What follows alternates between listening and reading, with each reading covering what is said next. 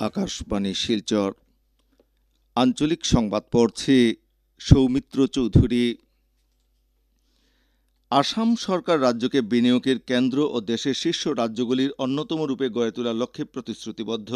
আগামী 25 ও 26 ফেব্রুয়ারি গুয়াহাটিতে অনুষ্ঠিত অ্যাডভান্টেজ আসামের দ্বিতীয় সংস্করণের প্রস্তুতির খোঁজ নিয়ে শিল্প ও বাণিজ্য বিভাগের মন্ত্রী বিমল বরা একথা জানান। মন্ত্রী শ্রী বরা গতকাল দিসপুর জনতা ভবনে আয়োজিত একটি পর্যালোচনা বৈঠকে অংশ নিয়ে জানান যে আসন্ন অ্যাডভান্টেজ আসাম দ্বিতীয় সংস্করণের 5টি সহযোগী রাষ্ট্র এই বিনিয়োগ সম্মেলনে অংশগ্রহণ করে বিশ্বের বিভিন্ন প্রান্তের প্রথম সারির শিল্পপতিদের সঙ্গে এই লক্ষ্যে উপনীত হতে সমর্থ হবে। শ্রী বরা অ্যাডভান্টেজ আসাম সম্মেলন সফল করে তোলার জন্য বিস্তারিত পরিকল্পনা ও কৌশল রূপায়ণ সুনিশ্চিত করতে সকলের প্রতি আহ্বান জানান। পর্যালোচনা বৈঠকে আসাম শিল্প উন্নয়ন নিগমের পরিচালক সঞ্চালক মানবেন্দ্র সিং, বাণিজ্য বিভাগের কমিশনার ঐনাম চরণ কুমার সিং এবং সহ বেশ কয়েকজন প্রবীণ আধিকারিক উপস্থিত ছিলেন। রাজ্যের স্বাস্থ্য, পরিবার কল্যাণ এবং জলসেচ বিভাগের মন্ত্রী অশোক সিংহল দুদিনের বরাক উপত্যকা সফরসূচি নিয়ে আজ শিলচর আসছেন। মন্ত্রী শ্রী সিংহল আজ সকালে শিলচর কুম্ভীরগ্রাম বিমানবন্দর পৌঁছে সেখান থেকে শ্রীভূমি চলে যাবেন। এরপর মন্ত্রী শ্রী সিংহল সকাল 10:30টায় শ্রীভূমি সিভিল হাসপাতাল পরিদর্শন করে জেলা আয়ুক্তের কার্যালয়ের সম্মেলন কক্ষে প্রশাসনের শীর্ষ আধিকারিকদের সঙ্গে একটি পর্যালোচনা বৈঠকে অংশ নেবেন এবং সেখান থেকে হাইলাকান্দি যাবেন। এরপর মন্ত্রী শ্রী সিংহল বিকেল 3:20 হাইলাকান্দিতে অনুরূপ একটি পর্যালোচনা বৈঠকে অংশ নেবেন। পরে মন্ত্রী শিলচরে এসে রাত্রি যাপন করবেন এবং আগামীকাল সকালে শিলচর মেডিকেল কলেজ ও হাসপাতাল পরিদর্শন করে একটি পর্যালোচনা বৈঠকে অংশ নেবেন। মন্ত্রী শ্রী সিংহল আগামীকালই দিসপুর ফিরে যাবেন। হাইলাকান্দি জেলার বিশিষ্ট ব্যবসায়ী নীতিরঞ্জন পালের শেষকৃত্য সম্পন্ন করতে পরিবারের সদস্যরা আজ প্রয়াগরাজের উদ্দেশ্যে যাত্রা করছেন। উল্লেখ্য, নীতিরঞ্জন পালের মহাকুম্ভে পদপৃষ্ট হয়ে মৃত্যু হয়েছে।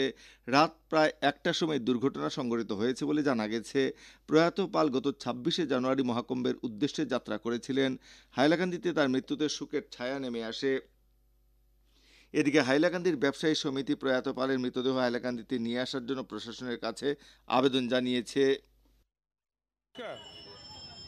আমি হাইলাকান্দিবাসীর পক্ষ থেকে সরকারের কাছে একটা অনুরোধ, নীতিটাকে যে কোনোভাবে আমরা হাইলাকান্দিতে নিয়ে আনি দেওয়ার জন্য আমরা জোরালো দাবি সরকারের কাছে রাখছি। কারণ নীতিটা আমরা হাইলাকান্দির মিষ্টান্ন ভাণ্ডার এবং খুব ভালো মিষ্টি এখানে অনেক অনেক গাছ প্রতিঘাতের মাঝেও আমাদের হাইলাকান্দির একটি মিষ্টির ঐতিহ্য রেখে গেছেন।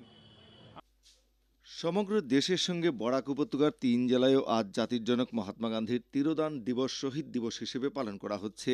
এই উপলক্ষে আজ সকাল 11টায় জেলার তথ্য ও জনসংযোগ বিভাগের মাইক যুগে সাইরেন বাজিয়ে 2 মিনিট নীরবতা পালন করা হবে। হাইলাকান্দি জেলায়ও আজ সকাল 11টায় হাইলাকান্দি শহরের জনসংযোগ বিভাগের স্থায়ী মাইক যুগে 2 মিনিট সাইরেন বাজিয়ে মৌনতার সূচনা করা হবে। এই সময় জনসাধারণকে নিজেদের কাজকর্ম থেকে বিরত থেকে গাড়ি, রিক্সা, অটো সহ সব ধরনের যানবাহন চালানো বন্ধ রেখে শহীদদের প্রতি শ্রদ্ধা জানাতে অনুরোধ করা হয়েছে। এদিকে শ্রীভূমি জেলায়ও আজ যথাযোগ্য মর্যাদায় শহীদ দিবস পালন করা হবে। এই উপলক্ষে জেলা প্রশাসন থেকে সকাল 11টায় 2 মিনিটের জন্য সব ধরনের কাজকর্ম, যানবাহন চলাচল বন্ধ রেখে নীরবতা পালন করতে অনুরোধ করা হয়েছে। শ্রীভূমি জেলা সৈনিক কল্যাণ আধিকারিক জানিয়েছেন যে প্রাক্তন সেনাকর্মী সঞ্চালকালয় থেকে অবসরপ্রাপ্ত সেনাকর্মীদের দ্বারা শ্রীভূমি জেলা গ্রাম ও শহরতলি এলাকায় কমন সার্ভিস সেন্টার স্থাপনের মাধ্যমে আত্মনিয়োগ গড়ে তুলতে পঞ্জীয়নের জন্য পরিকল্পনা গ্রহণ করা হয়েছে। এ বিষয়ে ইচ্ছুক অবসরপ্রাপ্ত সেনাকর্মীদের নাম শীঘ্রই সৈনিক কল্যাণ আধিকারিকের কার্যালয়ে এসে জমা দিতে আহ্বান জানানো হয়েছে।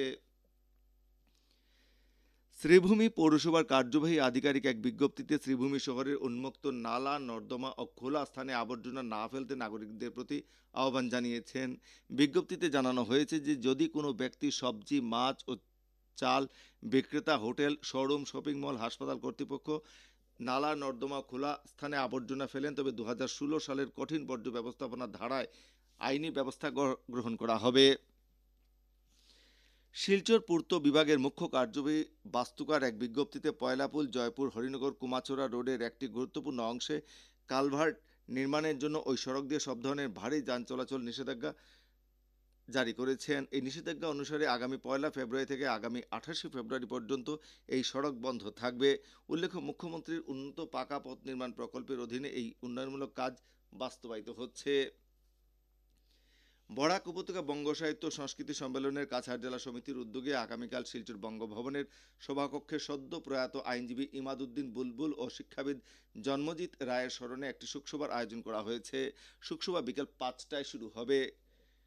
আকাশবাণী শিলচর কেন্দ্রের আঞ্চলিক সংবাদ এখন থেকে আমাদের ইউটিউব চ্যানেল এআইআর নিউজ শিলচরের মাধ্যমে শোনা যাচ্ছে। এছাড়া আমাদের Facebook page all India radio news Silchar এবং এক্স হ্যান্ডেল @AIR News শিলচরের মাধ্যমেও শোনা যাচ্ছে।